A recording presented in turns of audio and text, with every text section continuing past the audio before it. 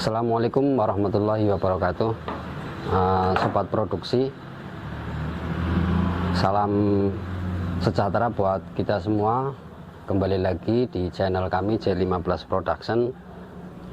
Untuk kali ini saya sedikit menerangkan perbedaan antara raglan yang oval sama raglan yang segitiga. Nah, untuk distro itu kebanyakan oval. Mungkin teman-teman juga sering produksi raglan yang segitiga. Tapi raglan segitiga itu kurang diminati banyak orang-orang yang suka baju-baju distro. Makanya di sini saya akan menerangkan yang raglan tapi jenisnya oval, begini, melengkung. Nah, ini contoh raglan yang kita produksi. Nah, nanti dari teman-teman juga bisa menyimak dari cara J15 memproduksi kaos raglan dewasa. Dalam hal ini kita kasih tahu size chartnya untuk ukuran L itu lebar 51, panjangnya 76. Ini pola lengan, pola badannya, jadi nanti bentuknya seperti ini. Nah, ini udah oval. Nah, ini bagian belakang, ini bagian depan. Nah, pada umumnya kalau kaos raglan itu badan sama lengan berbeda, hampir sama ketika kayak kita bikin pola varsity atau jaket varsity, badan dan lengan berbeda begitu. Teman-teman, untuk lebih cepatnya mungkin kita langsung eksekusi bagaimana caranya membuat membuat kaos raglan dewasa, dari mulai menggambar, persiapan kain, potong, produksi sampai ke finishing. Oke, langsung kita ikuti saja dari persiapan kain ya. Kita coba ukuran setting kain standarnya 42 inci. Nah, ini standarnya 42 inci. Ini standar kita pakai 42 inci lebar kainnya. Nah, coba kita panjangnya kita ukur 78 cm. Dengan panjang 78 cm kita timbang. Nah, ternyata setelah ditimbang 78 cm itu beratnya 325 gram, atau bisa dikatakan dalam 1 kilo, karena ini 300 gram itu jadi 2 baju untuk badannya saja, maka kalau 1 kilo bisa jadi 6 untuk ukuran L. Nah, kalau untuk ukuran XL atau apa, kita nanti lihat dikondisikan pada waktu marker gitu. Kenapa saya merekomendasikan lebar kain 42 inci? Karena kalau di sini standar untuk distro pada umumnya dengan size chart kita punya itu ukuran L bisa jadi 2.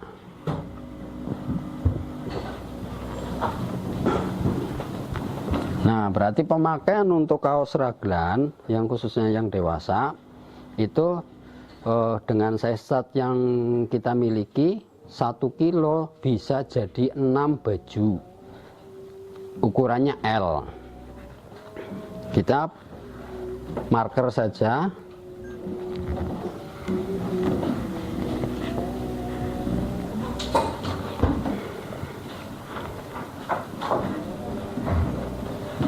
Nah, cara gambar ada 2 cara. Yang pertama cara seperti ini. Cara yang kedua itu kita belah jadi 2 kayak gini. Tergantung kita nanti mau pilih cara yang mana. Tapi karena ini kapasitasnya cuman bikin sampel 1 baju atau 2 baju, lebih baik seperti ini. guna untuk mempersimpel atau mempercepat.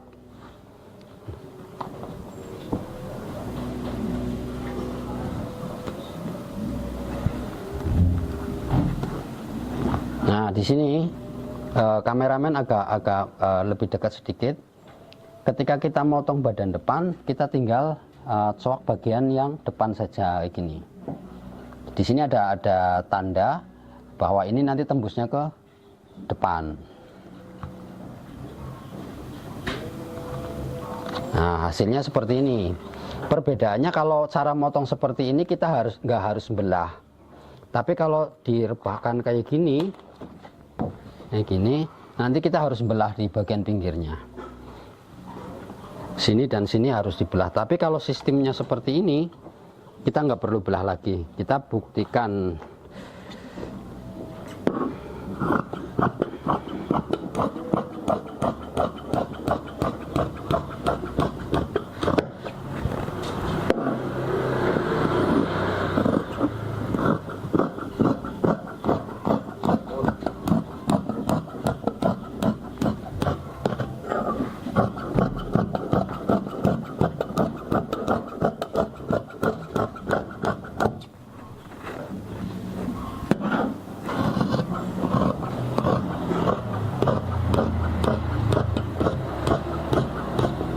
Nah, di titik ini kita bikin badan depannya.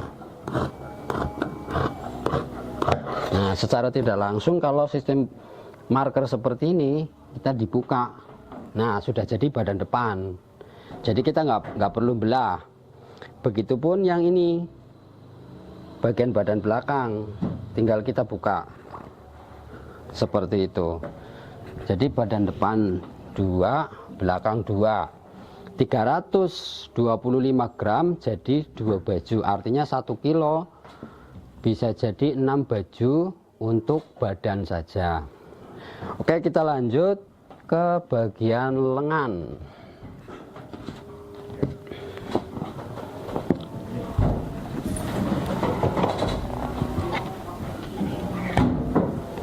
Oke, karena kita mau bikin raglan lengan pendek, kita coba ukur seperti ini.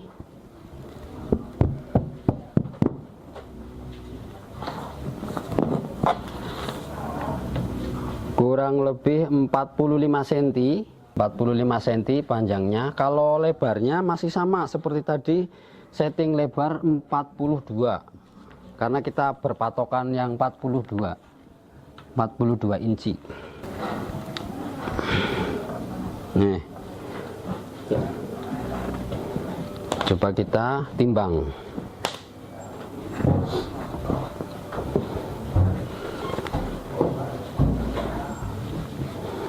Di sini 185 gram, 185 gram jadi 2 lengan. Artinya kalau 1 kilo bisa jadi 12 lengan. Perbandingannya 1 dibanding 2. Berarti kalau badan 1 kilo jadi 6, kalau lengan jadi 12. Perbandingannya seperti itu. Artinya kalau memang kita mau bikin kaos raglan dewasa, jumlahnya 6 pieces, badan itu butuh 1 kilo, terus bagian lengan butuh setengah kilo, begitu. Kita coba gambar untuk bagian lengan.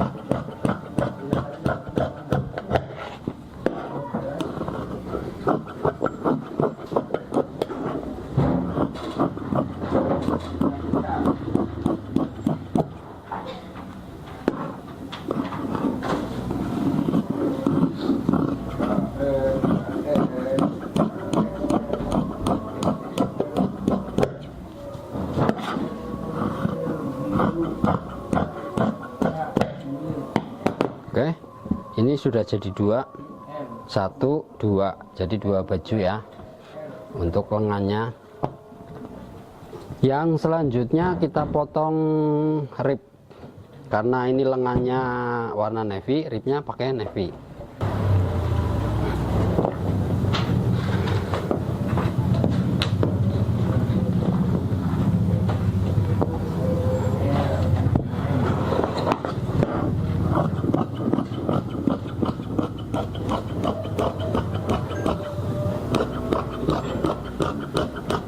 Nah, untuk rib itu biasanya 5 cm ya, cukup.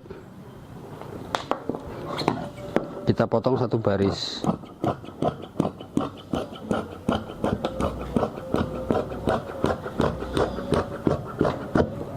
Oke,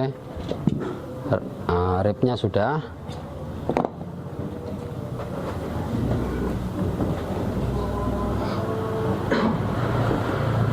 Tinggal motong untuk bisban leher.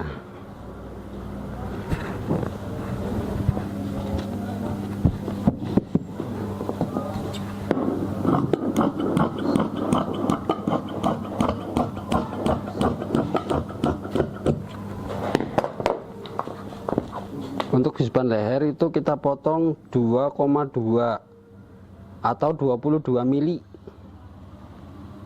2 mili atau 2 cm, 2 mili.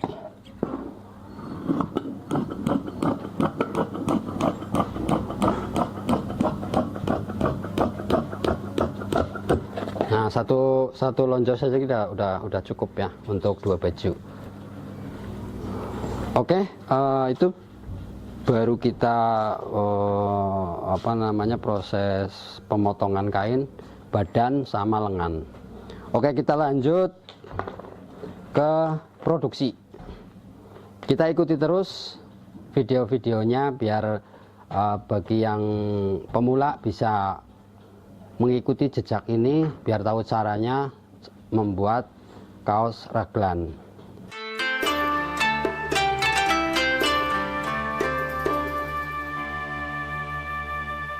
Nah, untuk proses pembuatan kaos raglan itu yang kita mesti sediakan pertama lengan kanan kiri ya. Nah, di sini ada cowakan panjang dan pendek. Kalau yang panjang itu buat belakang, yang pendek buat depan. Pertama kali kita mengaplikasikan tangan ke badan, dibiasakan itu badan belakang dulu. Nah, ini badan belakang yang cowakannya itu rata, berarti ini badan belakang. Oke, kita coba langsung dibiasakan yang belakang dulu biar kita tahu. Nah, ini buat belakang, berarti kita ambil yang ini.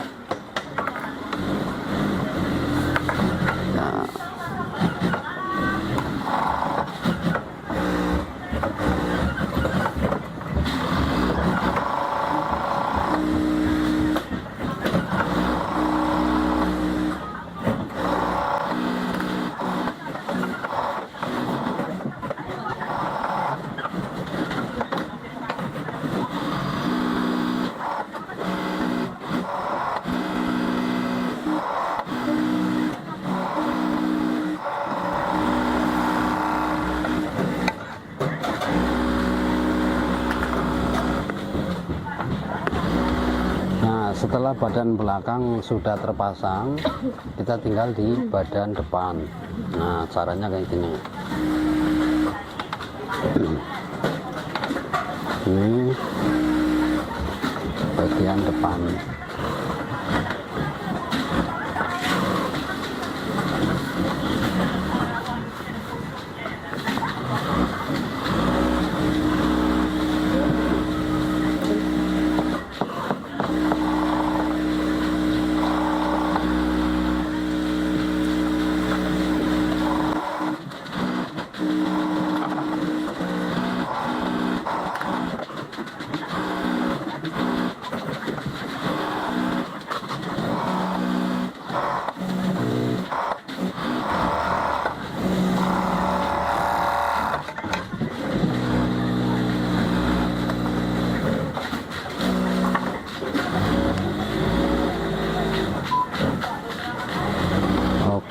tinggal pemasangan rib leher ya. Kalau pemasangan rib leher kita pastikan seperti ini dulu, garis ini sejajar, garis ini juga sejajar. Nah nanti ini di bagian tengah ini kita cekris di bagian tengah, artinya ini nanti center hasil jadinya. Cuman pemasangan ribnya itu dari sini ke sini tuh dikurangin 1,5 cm, kita cekris di sini. Ini buat setar sambungan rib leher sini.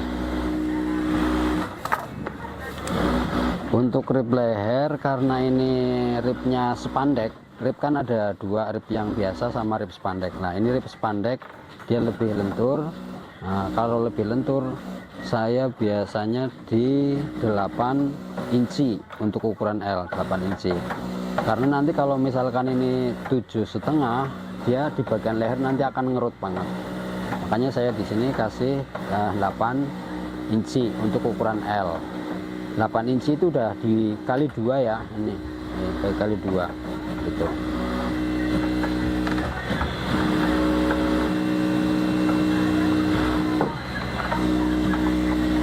Kita sambung dulu.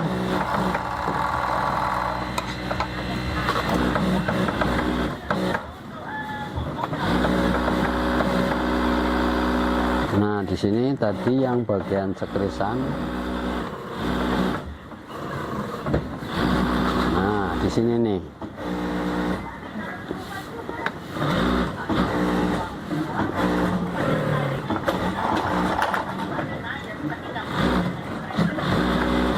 Kita tarik bagi 2. Ini juga.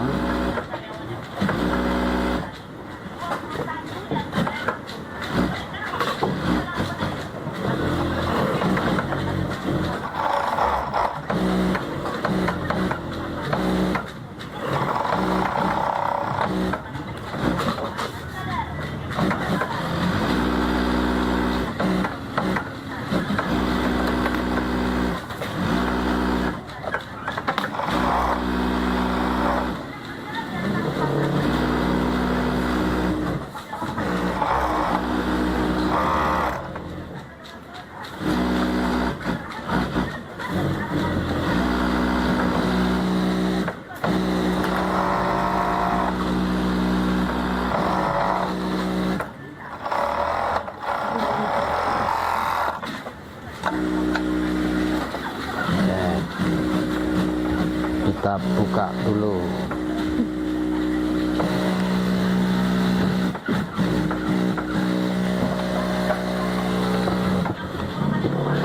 Nah ini hasil ukuran 8 inci. Dia tidak terlalu kendor dan tidak terlalu kenceng, jadi standar. Tapi ini khusus rib untuk yang spandek ya. Kalau rib yang biasa itu cukup di 7,5 inci gitu. Oke, sekarang tinggal kita proses rantai. Oke, untuk proses pemasangan label atau kita yang kita sering sebut rantai kayak gitu, kebiasaan kita itu mulainya dari sebelah sini, artinya badan belakang itu di sebelah kiri atau di luar. Nah fungsinya apa? Ketika kita nanti mau bikin label, kita nggak perlu nandain satu persatu, tapi kita langsung ada di sini ada kapur. Jadi ketika kita langsung mulai dari sini, nah dari sini kayak gini, nah di sini itu langsung kita bagi 2. Setelah kita bagi 2 seperti ini nih, dibagi 2, nah kita tempelin ke sini. Nah kapur ini tandanya nanti buat label atau size gitu. Terus di sini kita harus ngikutin gimana caranya biar lurus. Nah di dalam itu kita kasih namanya pembatas atau guide. Nah ini guide buatan sendiri ya. Nah, jadi ini fungsinya untuk melancarkan biar nggak jatuh atau nggak jebol.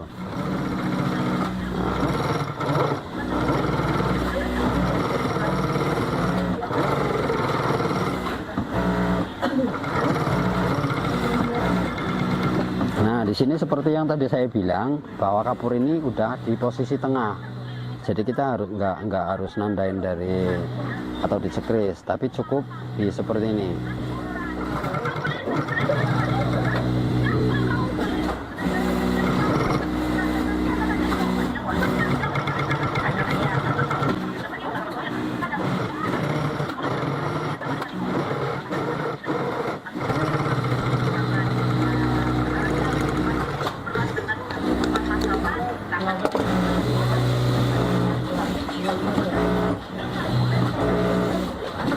Kita cek. Nah, di sini tuh hasilnya dia akan lurus ngikutin sesuai potongan. Karena di sini kita kasih pembatas, jadi kita tinggal ngikutin ini saja.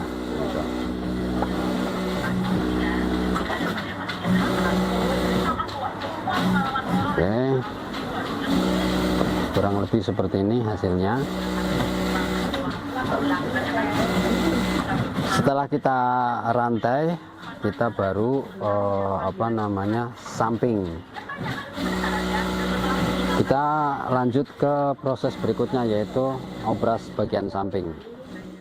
Bagian samping kita pastikan di posisi bagian yang depan dulu, di atas ya, bagian depan di atas. Nah, di sini saya pakai sistem bagian kam lengan itu kita kolong atau melingkar.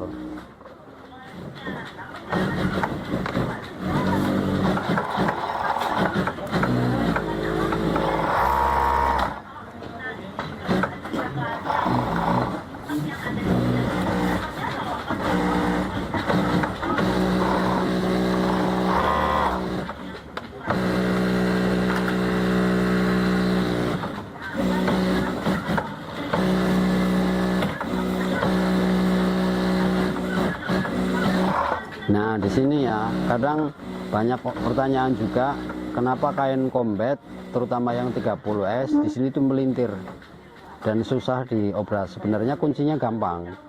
Semakin ditarik kain ini, dia akan semakin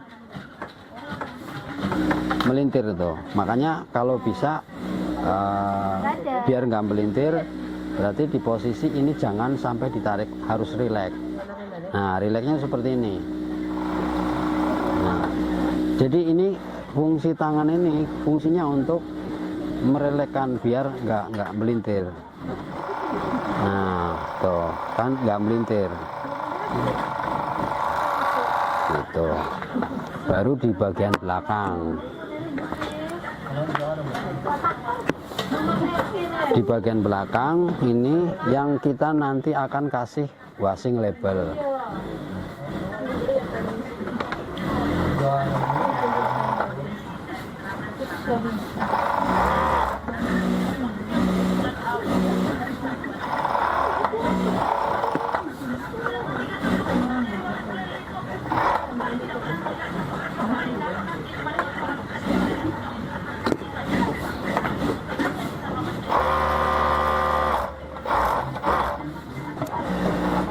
Nah, untuk batas pemasangan itu biasanya kita sampai di sini nih, baru dipasang washing. Nih washingnya.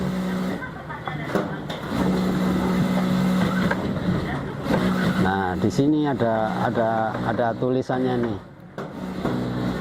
JGT J15. Ada 100% koton. Di sini ada kodenya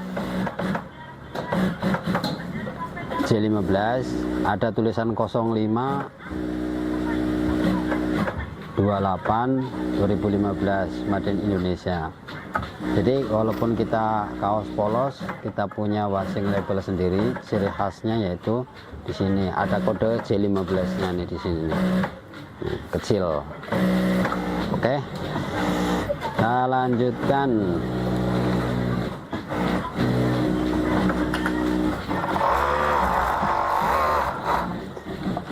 Setelah samping selesai, kita tinggal proses hemming. Oke, kita lanjut hemming bagian lengan ya. Nah, ini sistemnya kolong. Jadi sistem kolong itu di kam terakhir dibandingkan ketika kita kam awal baru diobras. Nah, kelemahannya itu kalau di kam terakhir kita agak susah sedikit, tapi hasilnya di sini bagus. Jadi nggak kelihatan obrasannya tuh, gitu.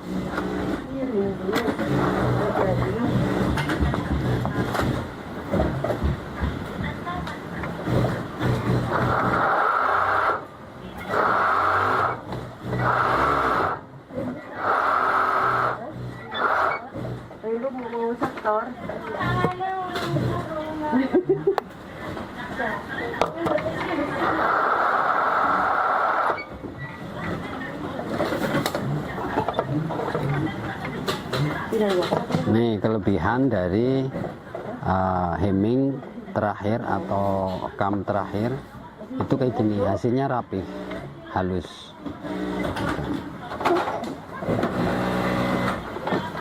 Kita lanjut yang sebelahnya.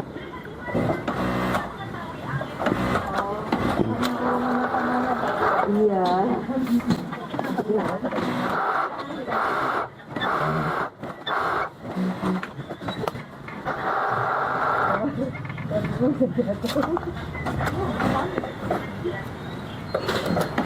Oke, sudah selesai, kam sudah dua-duanya.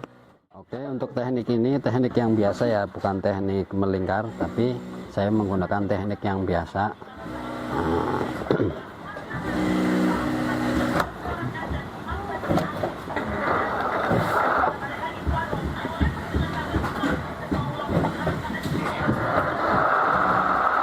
Nah, tekniknya seperti ini yang biasa.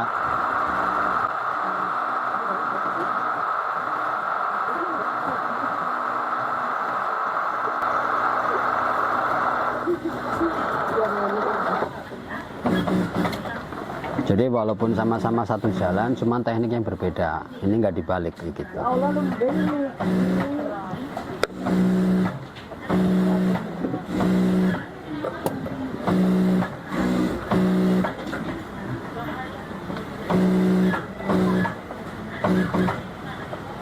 Nah, karena ini tidak ada pembatasnya, gitu.